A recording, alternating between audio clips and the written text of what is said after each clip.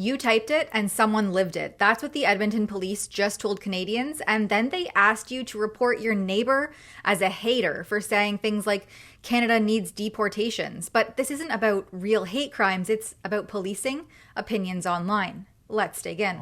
An example of a hate incident could include the uttering of racial slurs or displays of symbols during a demonstration that we all recognize are unacceptable in our society, but nevertheless not criminal. The motivation, however, is often the same. Last week, the Edmonton Police Service posted a video. It was chock full of dramatic music with censored comments flashing across the screen. Send them back home. Canada needs deportation. Hang him. Their message from the now deleted post was that, quote, online hate isn't just a comment. It hurts real people and harms real communities. Hate has no home here, end quote. And that included a link to report this supposed hate.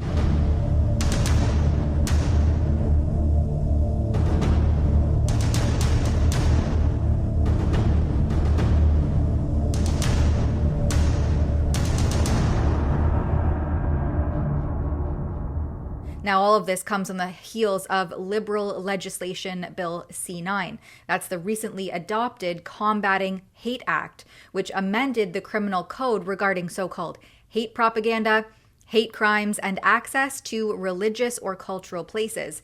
It strengthens criminal code provisions on hate-motivated offenses, defines hatred more explicitly as an emotion of intense and extreme nature that is clearly associated with vilification and detestation, and it creates a new fifth hate propaganda offense for willfully promoting hatred against an identifiable group by publicly displaying certain terrorism or hate symbols said to be principally used by or associated with listed terrorist entities under the criminal code, two Nazi symbols, or a noose. Bill C9 also further establishes a standalone hate crime offense and criminalizes intimidation or obstruction of access to places of worship, schools, community centers, and other specified cultural or religious sites. It received royal assent on June 18th this year, with the key provisions having come into force on July 18th, 2026. And it looks like the Edmonton Police wasted exactly no time jumping on the new law's bandwagon, producing that dramatic video equating everyday online comments, including calls for deportation, with real harm, and actively soliciting reports of non-criminal hate-motivated incidents, which I might add is defined differently than an actual hate crime, until public backlash forced them to delete the post completely. One such example of that public backlash came from Conservative MP and lawyer Roman Baber.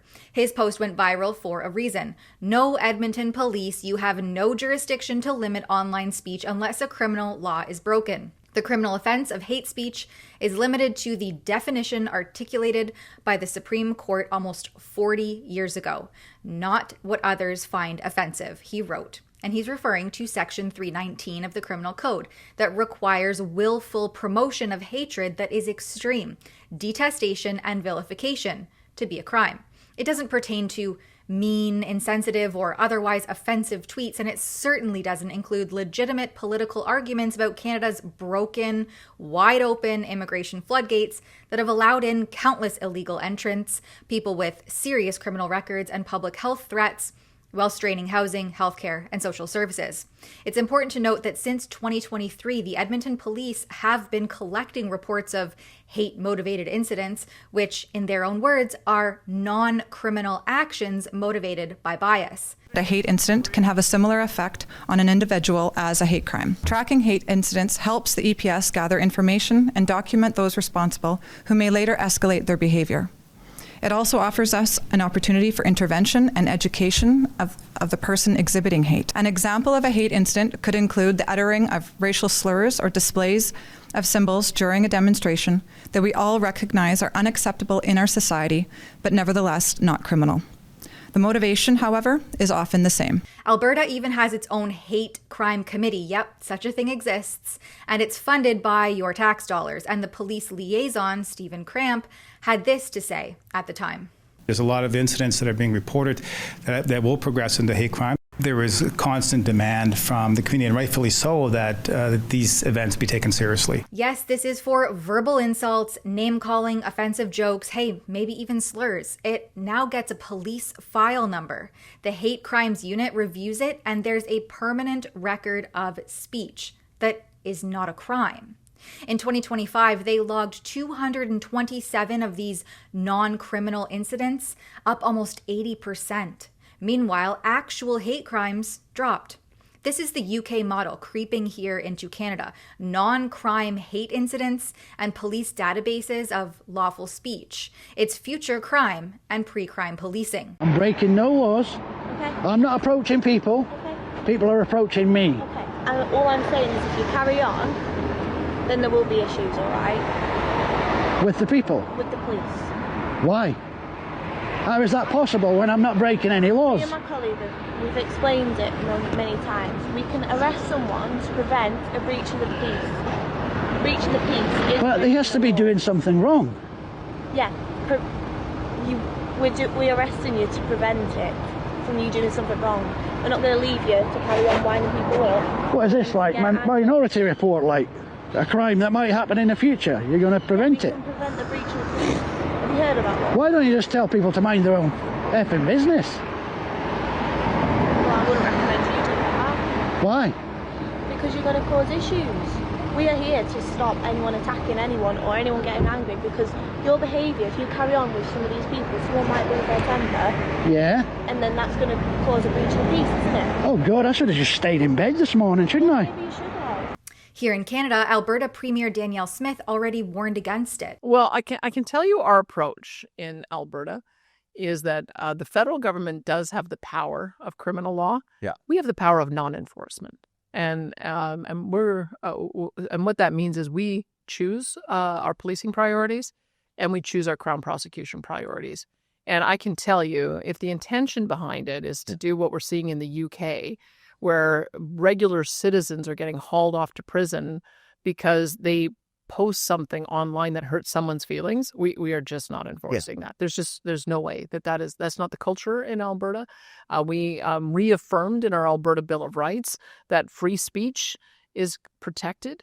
And we just don't, we think that's a government overreach. Alberta will not enforce laws that police hurt feelings, yet here we are. City police putting report hate ads on the side of buses, asking citizens to snitch on differing opinions.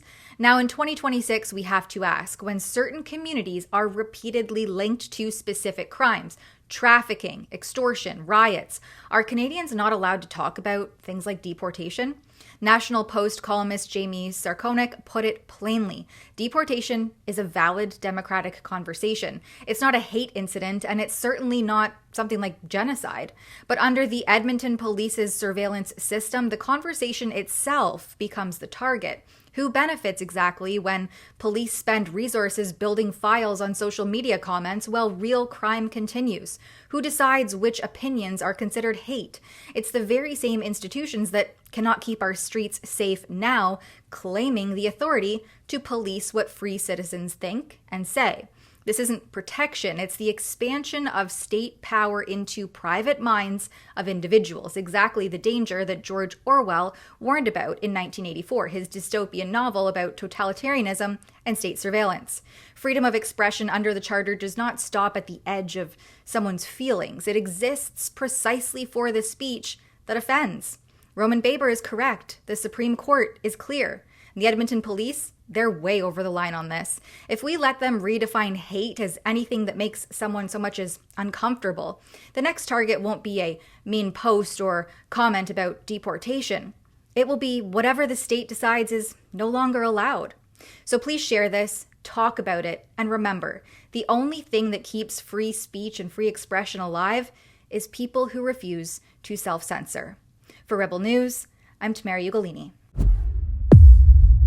Have you ever read George Orwell's 1984? It's the classic dystopian warning about surveillance, censorship, and government control. And you can find a beautifully reimagined illustrated edition at our online store. Visit rebelnewsstore.com to pick up your copy and browse our other swag. Don't forget to use code TAMARA10, that's TAMARA 10, to save 10% at checkout. All of that and more at the rebelnewsstore.com.